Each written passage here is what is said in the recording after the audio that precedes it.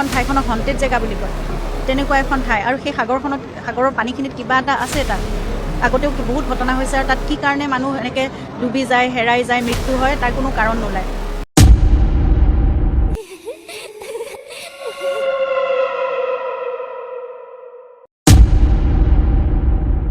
নমস্কাৰ বন্ধুসকল, মই বিশ্ব। আজি আমি আলোচনা কৰিম ছিংগাপুৰত থকা চেইণ্ট জন আৰু লাজা আইলেণ্ডৰ বিষয়ে।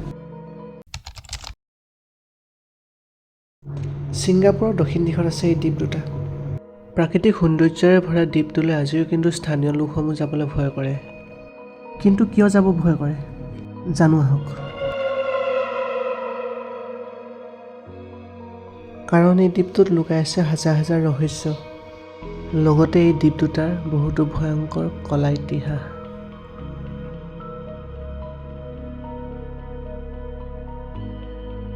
এই দ্বীপ দুয়োটা প্ৰায় হাজাৰ হাজাৰ বছৰ আগতে সমুদ্ৰৰ ধাৰ আৰু বালি সঞ্চয়ৰ ফলত গঠিত হৈছিল।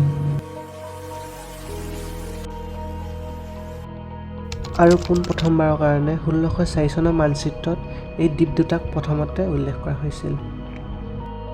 অৰাং লাউট নামৰ এটা সাগৰীয় জনগোষ্ঠীয়ে পোনপ্ৰথমবাৰৰ কাৰণে ইয়াত বাস কৰিছিলে।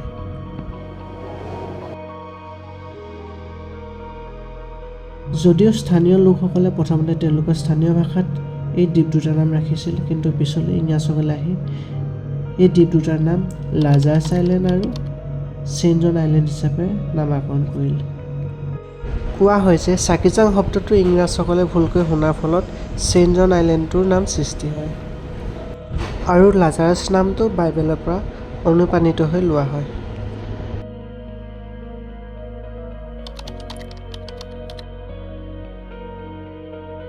ঊনৈছশ শতিকাত ছিংগাপুৰত ৰোগৰ মহামাৰী ব্যাপকভাৱে বিয়পি পৰিছিল, আৰু বহুতো যাত্ৰীৰ শৰীৰত অচিনাকি ৰোগসমূহে দেখা দিছিল। আৰু পিছলৈ ইয়াক নিয়ন্ত্ৰণ কৰিবলৈ ছিংগাপুৰ চৰকাৰে চেইণ্ট জন দ্বীপত এটা বৃহৎ কোৱাৰেণ্টাইন কেন্দ্ৰ প্ৰতিষ্ঠা কৰিবলগীয়া হৈছিল। এই ঠাইত প্ৰথমতেই 6000 ৰোগী একেলগে থোৱা হৈছিল।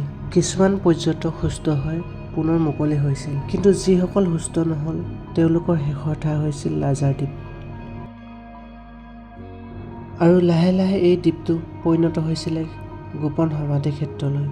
যিসকল লোক খন্তেক সময়ৰ কাৰণে ফুৰিবলৈ আহিছিল তেওঁলোক আৰু কেতিয়াও সেই দ্বীপৰ পৰা ঘূৰি যাব নোৱাৰিল, যাৰ ফলত তেওঁলোকৰ আশা আকাংক্ষা কেতিয়াও সম্পূৰ্ণ নহ'ল। শুনিবলৈ পোৱা মতে যিসকলে কোৱাৰেণ্টাইনলৈ গৈ কেতিয়াও ঘূৰি আহিব পৰা নাছিল তেওঁলোকৰ আত্মাই এতিয়াও শান্তি নাপায়। ওচৰৰ অঞ্চলৰ মানুহে কয় সেই সমাধিৰ পৰা এতিয়াও বেমাৰীসকলৰ কান্দোনৰ ৰোল শুনিবলৈ পোৱা যায়, যিসকলে খন্তেক সময়ৰ কাৰণে ফুৰিবলৈ আহি সেই দ্বীপৰ পৰা আৰু কেতিয়াও ঘূৰি যাব পৰা নাছিল।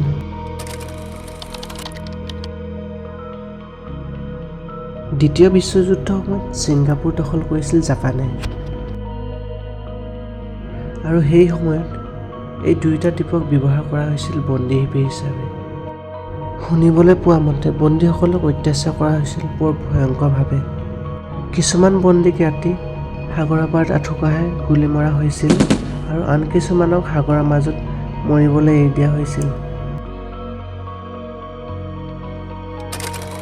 আৰু অতি ভয়ানক কথাটো হ'ল যে তেওঁলোকে বন্দীসকলক চেচবৰ্ডৰ গুটিৰ দৰে ব্যৱহাৰ কৰিছিল। অৰ্থাৎ প্ৰতিটো চালৰ বিপৰীতে এজন বন্দীৰ জীৱন নিৰ্ধাৰিত হৈ আছিল, আৰু বিভিন্ন এনেধৰণৰ নিষ্ঠুৰ পন্থাৰে বন্দীসকলক হত্যা কৰা হৈছিল।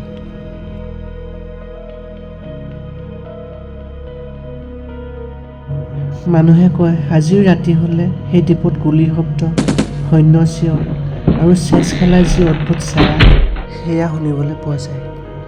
সেইবাবে সেই দ্বীপৰ ওচৰৰ অঞ্চলৰ মানুহবিলাক আজিও সেই স্থানলৈ যাবলৈ ভয় কৰে আৰু নাযায়।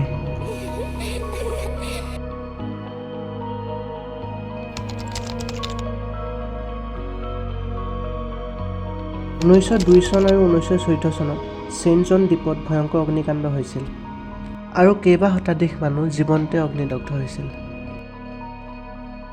যদিও ছিংগাপুৰ চৰকাৰে এয়া এক দুৰ্ঘটনা বুলি ক'ব খুজিছিল, কিন্তু স্থানীয় লোকসকলে এয়া এক দুৰ্ঘটনা বুলি মানি ল'ব পৰা নাছিল। তেওঁলোকে ক'ব খোজে যে এয়া মৰা আত্মাসকলে এক অভিশাপ আছিল।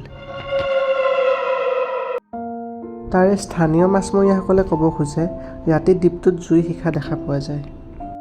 কিন্তু ওচৰ চাপি গ'লে একো দেখি পোৱা নাযায়। তেওঁলোকে আৰু ক'ব খোজে যে ৰাতি হ'লে তাত পোৰা মানুহৰ গোন্ধ পোৱা যায়। সেইবাবে স্থানীয় লোকসকল সেই দ্বীপলৈ যাবলৈ ভয় কৰে।